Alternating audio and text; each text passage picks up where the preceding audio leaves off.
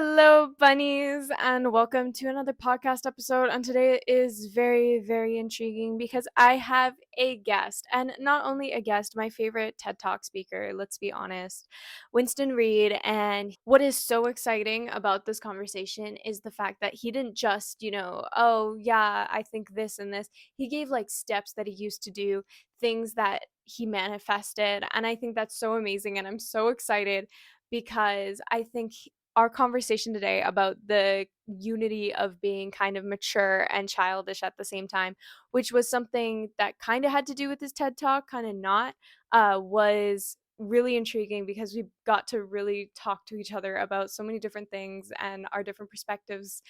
I will allow him to introduce himself, and I thank him so much for coming. But Winston, over to you. Sure. Well, first and foremost, thanks for having me, Lana. Very excited to be here and to share. So I am originally from Chicago, Illinois. Have been living though now in Africa for about 7 years. The past four of which being in Kenya, but otherwise being in Nigeria, Ivory Coast, and Morocco, and so forth. And now run a embedded financial services company where we provide software to banks, namely Nigeria, Kenya, and Zambia. And recently gave this TEDx talk in Madrid, and so that's why we're connected. And yeah, it sounds like some of the topics that we're going to touch on today will be relevant to that particular talk. So yeah, excited to expand on that further. I will be leaving the link of your TED Talk in the description, and anyone who wants to take a look should definitely take a look because it was my favorite. And I think what has been so special and really inspired me to bring you onto this podcast was this two-liner that you had. And this specific two-liner almost like it made me tear up for sure. And you had said that when you give a 6-year-old a box of crayons and you tell them to draw, they will draw you anything. But if you give a 17-year-old a box of crayons and tell them to draw, they'll tell you that they can't draw. And I think just that line in general has a big heavy hitter. Like it can hit for a lot of people and for a lot of different reasons. For specifically like me and looking at other young people, I think it's a good conversation piece to start talking about, what place do we have and how do we balance a sense of maturity while still having this childish sense of self, this childlike spirit, which really inspires a lot of people and can make you better in the long run. And it's not necessarily something that hinders you. But before we get into all that, I need to ask you the very important question that I ask everybody on this podcast. What animal would you be and why? Yeah, that's a casual tough one. So I think I would be a sparrow. I think of all creatures on the planet. And the reason for that is I find community very important. I love interacting with other people and forming really important bonds that allow for me to survive, right? And that's how, I mean, sparrows are one animal like many that have that kind of social dynamic. But also, I mean, I think just like anybody else, like we dream about being able to fly high and above like the challenges that are immediately around us. But regularly having, how do I say this, like regularly feeling the need to come back to earth, right? Like you know, basically spending equal time, say, navigating different challenges on the ground, and then also having the ability to fly high and above, regroup, and then come also then back down to the challenges. I think is a reflection of how I operate in general in life. I actually really, really love this answer, and I have never had anybody answer a sparrow before, but a sparrow is such a beautiful animal, and I think it works super well. So it was a really great answer. Thank you. Oh, thanks. You know, it just kind of came out of nowhere. I'm also looking at new tattoos. I got my first one earlier this year, and so I'm looking at a lot of sparrows. So yeah, that creature in particular has been on my mind. I get it, because when I got my first tattoo, I always thought if I had to get tattoos, I'd be that person that had like Pinterest boards and planning, but I ended up just finding a picture online and just said, oh, okay, this is what I want.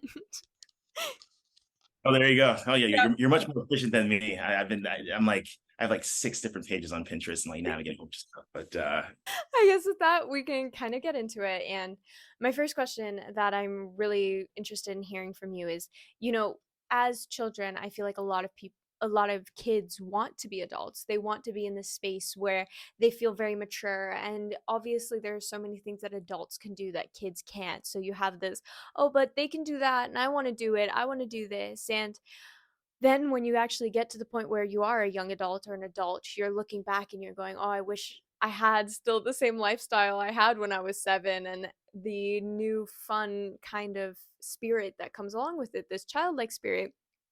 So then the question becomes, how do you think we can balance as adults having this, okay, maturity? Because as soon as you walk into that stage of being an adult, you're meant to compartmentalize it and you put it away, and all those childhood things, you're kind of expected to be like, oh, never mind, I don't even like it, I don't even care.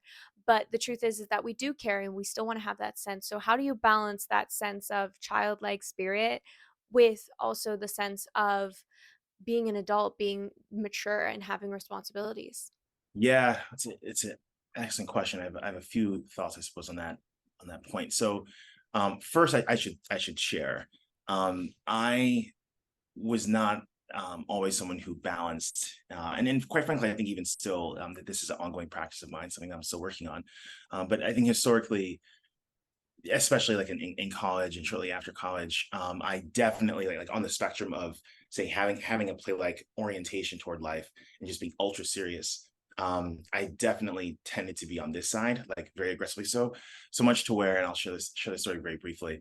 Um, I and two other idiots, sophomore year of college, were just so convinced that like the most serious scholars, those who were most intent on being like ultra successful, would sleep every other night. And so second semester of sophomore year, I took on an additional major, and even beyond like the actual core schoolwork that was required of me each week, I would just find extra work to do that was relevant to the subjects of that particular week. And then I and these, like I said, I and then these two other guys, we would group up at the library every day, and we would just like study a lot. And it got so bad to where the week before finals, I was so proud of myself that I had made it so far. I was so exhausted. I mean, because it literally was like consistent, Red Bulls, Starbucks Frappuccino, any kind of caffeine in order to kind of keep me awake. Um, and yeah, it got so bad that the week before finals, I collapsed and like wasn't able to like physically was not able to get up out of bed. And then there are two beloved friends of mine who these two girls I was friends with who they would tag team to come to my apartment and make sure that I was like awake and like finishing my exams and so forth. It was really, and I'm like forever grateful for that. But I realized in that experience, like, well, okay, like you can be very intent on doing what's required in order to get the job done, but there's something to be said about being very intentional about working smart first, and then everything else can kind of come after this. But like really focusing on like what do I actually need to do in order to get to the immediate next objective. Mhm. So from that point then going forward, I still, like I said, I put a lot of emphasis on success, material success, not just from the standpoint of say like making a lot of money, but really having a lot of impact, and then developing legacy in that way. But something that I realized in this journey was that often the most effective people who I found, and they may not necessarily be like the big names that we know, like Steve Jobs, Elon Musk, and so forth, Yeah. but the most effective like business leaders in particular, who I've had the chance of getting close to, across the board, they have very intentional spaces for play, relaxation, and when I asked them, they say that those particular spaces that as they get older, like they have just like so many more responsibilities each year. They're like it's specifically in part those spaces that they carve out for themselves, that allow for them to have the imagination bandwidth, to really be effective when they are working. And that I found interesting. It's like if you look at a car, Mhm. if you really want to get, say, from Washington D.C. to Los Angeles as quickly as possible, the best way to do that is not going to be to just slam on the accelerator and then just try to go as fast as you can. You're going to crash into something, right? So if the intent ultimately is to go a very long distance, being methodical and just being very careful for how you're deploying energy, really becomes quite important. Something else that I noticed is that I don't know. I'm not a neurologist, but something that I've noticed just empirically is that when I'm running or when I'm taking a shower, or I'm really big into motorcycles. When I'm expressly not thinking about a particular challenge, say for my business, for example, that I'm trying to navigate, when I'm intentionally not sitting at my desk, like kind of, just trying to figure out like how do we work through this. When I'm not doing that, and I'm doing one of these totally irrelevant things. It could be even just like having a glass of wine, with friends. Often my my most out of the box ideas just kind of arrive. So Yeah. there's something to be said as well about like this, like allowing the subconscious mind time to rest and think of possible solutions that may be outside of like the current orientation for how you're thinking about a problem. It actually is the case that those who I think are the most keen on like really wanting to go a long distance, like you have to carve out time for those kinds of things. Does that Yeah. make sense?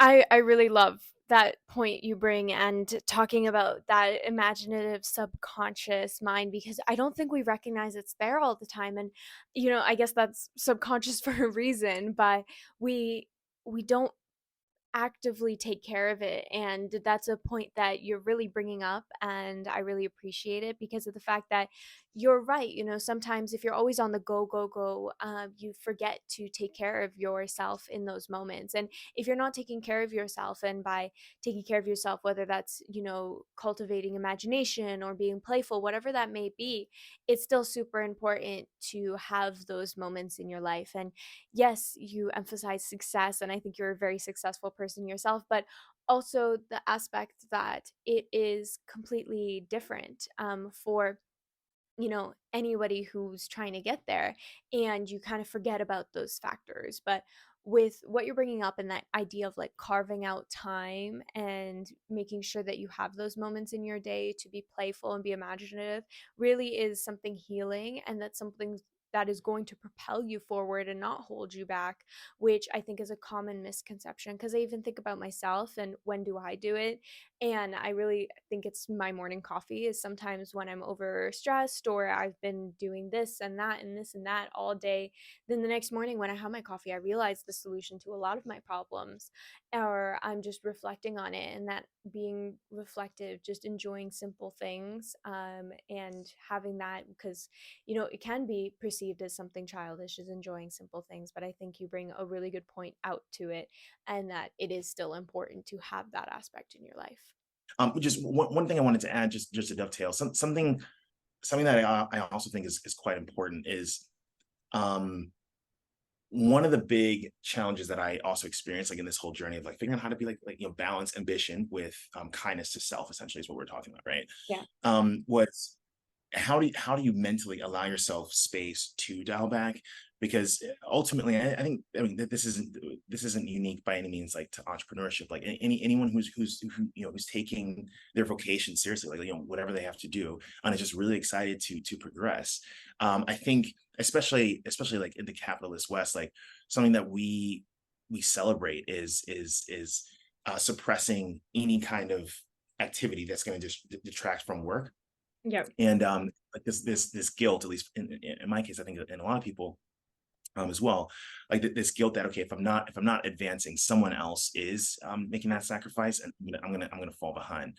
So Mhm. two things that I just noticed for myself that ended up being quite helpful. I tend to be a pretty structured individual in terms of like, okay, I'm going to commit to doing this, and I'm going to commit to doing that, say at another time.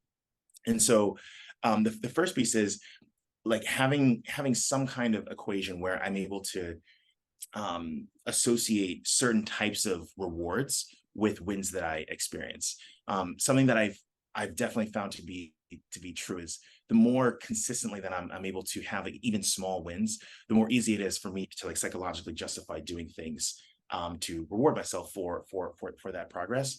And I even actually I played around with like having a framework where like there was like a point system involved. So if I do this, then I get this kind of reward, et cetera. And then that actually worked for a while, just to kind of like get it in my head, like it is okay to like intentionally set time away, once I achieve different milestones.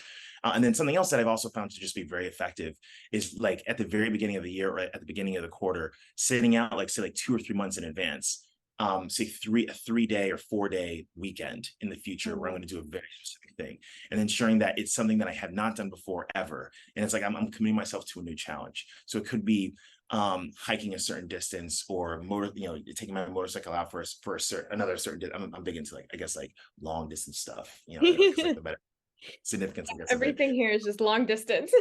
Yeah, I was even in triathlon for a number of years. So yeah, that's definitely a theme of Winston Reid. But yeah, I found that to also be very effective. In other words, like, just like in the same way that we could plan, say, on a Sunday or a Monday, this is what I'm going to do in the course of the week, or like this is where I want to be by Friday. Also making that plan for, okay, I'm going to commit to doing this particular, like really exciting activity that's new, that's novel. And then, I mean, when you look out, say, in 10 years, if you do that, once every quarter, then you have 40 new experiences that you might not have had previously. You know what I mean? So yes, that also I found to be a pretty effective toolkit, that I use.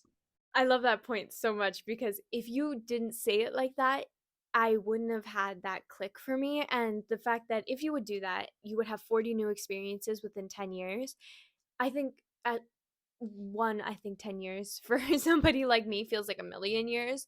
But the truth is that yourself in 10 years is going to be so grateful for all the new things, all the things you've learned and accumulated by just doing exactly what you're talking about and taking those 40 experiences. And that's so amazing. I think I would love to be able to implement in that like that in my life. Oh yeah, and so many people, and I feel like this is especially the case, the closer that we get to our 30s. Like I'm seeing this now, seeing like friends of mine from high school and so forth. Like the older that we get, um, the more easy it is to just kind of commit to comfort and what otherwise could be rather stagnant lifestyles. In other words, like, be like, okay, this is what works for me. Like this is the restaurant that I like to go to. This is the brand of apple juice that I like, and then just kind of getting into that bubble. And then I've now seen, people who have kind of developed that kind of rhythm in their life, and they look back, it's like, oh shoot, like how the hell like is it how the hell was it how the hell was it the case that just 10 years ago I was 21? And for me, I'm like, goodness, I feel like, I mean, there's a lot more that I also want to do, but I've been kind of living my life in this way for a while, in terms of, I want to do, like, I wanted to do like this half Ironman triathlon.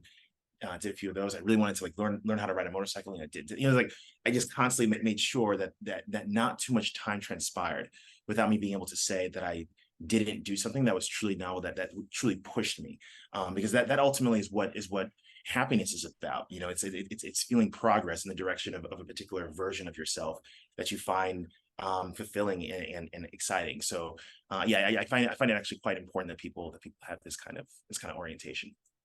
At the end of the day, your point is totally right because of the fact that you can almost see it as when you're an adult, you put yourself in this bubble, and that's why we call it settling down because you're just staying in this bubble. But you need to be able to move out, and it is mature. Like, this is something that I don't think is emphasized enough, is it is mature to go out and to explore and to learn from that, and you shouldn't stop doing it just because you're an adult and because you have to settle down and stay in your bubble. Because at the end of the day, the bubble is a bubble, it's restrictive, and there's so much more out there to enjoy and learn from.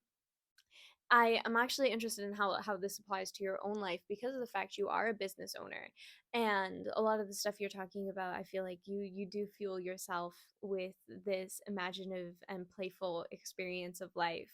And I think at the same time you can see that there's criticism that, oh, that can be seen as really unprofessional. So my question to you is, how do you bring that out, and how do you respond talking about the benefits of bringing that aspect into your life? Yeah. So I was thinking about this question. I think this might not be the answer that you're expecting, but I do think that this has been true for me. Um, Ultimately, first, I mean, the first thing I think to say is that first impressions are important, and I think it is helpful if how do I say this, if we're looking at, say, this concept from the standpoint of, like, it being on a spectrum, and it's like you can come off as, like, super serious, slash like just super preoccupied with, like, developing respect, and then perhaps being too silly, like that that's on the other side, right? Something that I have found is the more that we, especially in one's 20s, like establish a foundation of credibility, of just doing things that are respectable. It's like if a person wants to be respected, do respectable things, right? Like the more that we establish a foundation of that, the more that we have the latitude to then start allowing for other sides of ours, say like the 7-year-old inside of us that never actually dies. They just they just kind of get older and figure out how to manifest in a way that's acceptable by others, right? Um, and the faster that a person is able to get to that point, the more freedom they experience. So, for example, I remember, so I was a investor for a couple of years in Morocco, and I remember meeting some founders of companies that had raised a ton of money, and they were just like very well regarded. Went to schools like IE and Harvard and so forth, um, and I know I was kind of shocked. There was this one in particular where we came down to visit, and we were like, considering an investment in his company. And the guy he sat, we didn't sit in like a conference room. We sat on like couches in their living room. Like the office was like in like this villa in Kenya. And he was just sitting there with his shoes off in his socks, and he had like these like funky socks. I think they had like giraffes and stuff on them. Yeah. And here's this like CEO of this company where he having raised like tens of millions of dollars or whatever, and is like sitting on a couch talking to investors in his socks. There's another guy. He's like 20, he's like 27, 28 years old or so now, down in South Africa. And I was a speaker at a conference of theirs a couple of years ago. And in his case, I was shocked that, I mean, I think part of this was the culture there, but he had built like a really strong foundation for like this really serious payments company. Like Amazon now uses it down in South Africa. And he had no socks or shoes on for the conference. He was just walking around the conference hall totally barefoot, but people knew who he was, Yeah. and he had and he was like his company is like a really hot thing and so forth. And so I think like there's just something to be said about the more that a person like does the work, like really invest in establishing a strong foundation, as quickly as possible, the faster that it becomes easier to do things like that. Like I, for example, now I'm posting more like on my personal Instagram and so forth, and because I had spent the time at the very beginning not sleeping much, in order to raise our first round. It was really tough. I didn't go out much. I wasn't really doing that much for play, to be honest, at the time. But since I did that initial investment, it then bought me the latitude to then be able to be perhaps like a little bit more humorous or more silly, because people now can see the scoreboard. And that's the main thing that I would encourage for your viewers is like is to develop that scorecard in your favor as quickly as possible, such that when you're looking at yourself in the mirror, it's like, wait a second, I'm freaking Lana. Like, what the heck? You start looking back at different things that you hit, and you're like, I know that this is the core of who I am. I know I'm competent. I know I'm effective. I know I'm serious. I take myself seriously because I've done serious things. So Yeah, therefore, I can go out and do X, Y, Z, whatever, perhaps like for sure. more fun thing that you may want to do. Yeah. Go ahead.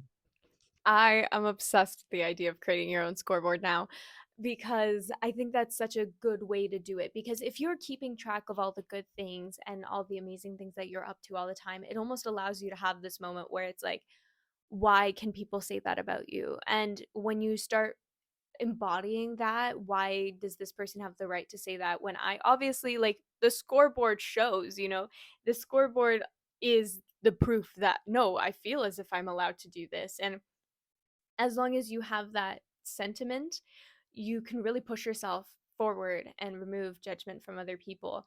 And then you just get to be yourself, really, whether that's, being in giraffe socks or wearing a bunny hat like me.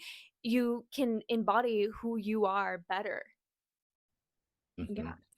I also think that there's something to be said about, and this is a bit morbid, and it's been said by others, but I think it's true. Like oftentimes, like cliches only become cliches because they're generally like objectively true, Hmm. and that is like what's the term, memento mori.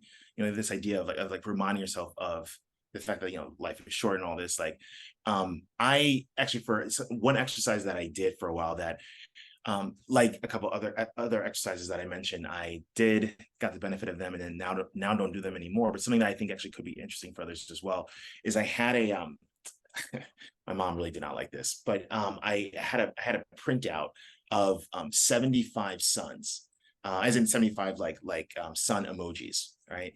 And every year on my birthday is May 22nd, I would cross out a sun. And so in each sun, you know, so I was born in, you know, in springtime. Each sun for me represented a spring season. Mhm. And every year I would just like cross out, okay, like this is one less spring season, you know, and I would look at it every day. Like I had it posted next to my mirror, you know, and then I wasn't, you know, wasn't interacting with it, you know, most 364 days of the year, but just having that there as a reminder that this is the amount of time that I hopefully at least I would have left, right? Yeah. Really had an impact. Like I really realized again that that's quite morbid, but like I remember and still have conversations with friends and see how they're like I feel like a lot of people live life very comfortably on autopilot. Um and and then there are no, I think there are a number of benefits, sure, but there are a number of issues with that.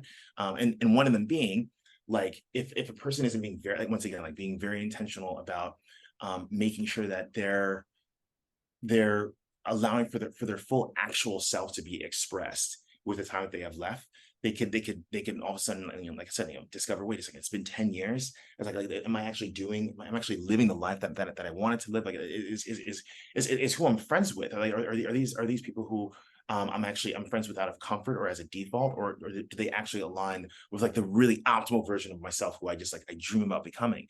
You know, so I think again, like I don't do that exercise anymore, but I think doing stuff like that can be actually quite helpful to like remind a person, wait a second, like, time's running out, and therefore it's like it's that much more important to identify things about myself that I just want to do for myself, and then doing them.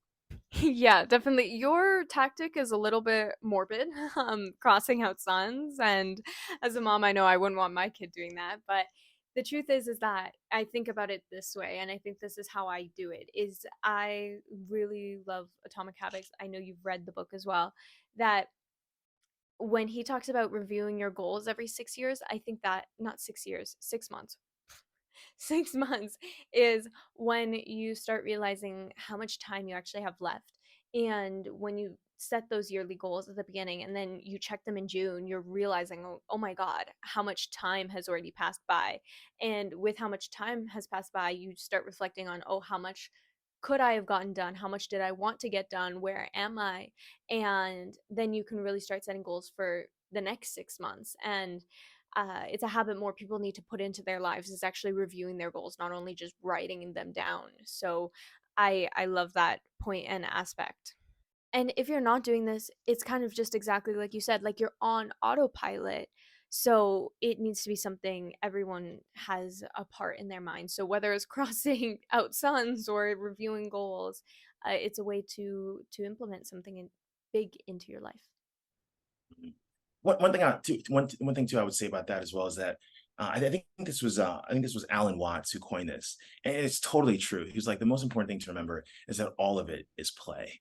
Like Yeah. all of it is play. Like before the TEDx talk, I mean, the truth is, I realize it's kind of funny. I feel like I might come off to people as an extrovert, but actually, in terms of what I enjoy doing, like in terms of like for rejuvenation, is introverted stuff. You know, it's like going on long motorcycle rides, so I can have my helmet on and I can sing, you know, 1970s rock songs in my helmet, and no one's looking at me. You know, like um, but the truth was that before TEDx, like I was super nervous for that. I mean, you probably actually maybe even heard that in the audience. Like I never spoken to such a size audience before. Like all this was new. But something that I reminded myself of is like, wait a second, but even after this exercise, and that ultimately is what it is. You know, it's Mhm. like, yeah, it was a big deal for me and so forth. But this still is just another iteration. And the more that I've Mhm. approached everything with that lens, the better I did. Like when I was starting to pitch investors, like I never raised money for any company before, you know. But then when I started, and at first I was like really trying to be very meticulous around, okay, I need to hit these points. Da, da, da. I was like, oh, Winston, you've done the research on this, like, you know, like you have the conviction in your heart, and just express that, you know. And so when I started seeing every single conversation with an investor as this is just another, not, I wouldn't necessarily call it like a playful exercise, but all of it is practice. I think that's a way to put it as well. Like this is just all practice. The happier I was doing it, the more casual I was. And then the same actually also applies to sales. Like I mean, I hadn't worked. I mean, I'm not like directly like Nigerian or Kenyan or anything. So like when I was like trying to sell to banks for the first time, I was like, I don't know how to do this. I'm totally new to this space. But then when I approached every single one, like, okay, let me just practice here, learn, practice, learn. I ended up being more effective. So yeah, I really think that that's quite important. You made it this far, but this is a two-parter. This is it. And if you've actually made it this far, I love you. Thank you so much. And I hope that you're super engaged with what Winston is talking about because I knew I was. I was sitting there for 2 hours just, if the star eyes emoji, that was me. That was my face the whole time. So I know that going forward, there will be a second part, and it was because we did talk for so long. But to summarize kind of what we've been talking about so far is this idea of carving out time in your life to be playful. And then your excuse for that, if people are coming up to you asking like, oh, why are you like this, is the fact that have your own scoreboard and allow yourself to really key in like, hey, you know what, I do this and I'm a part of this and this is none of your business, because I am this, this, and this, and this. And you get all that information from that scoreboard, which is super nice. Also, to be mindful about how are you living your life? Are you living it on autopilot?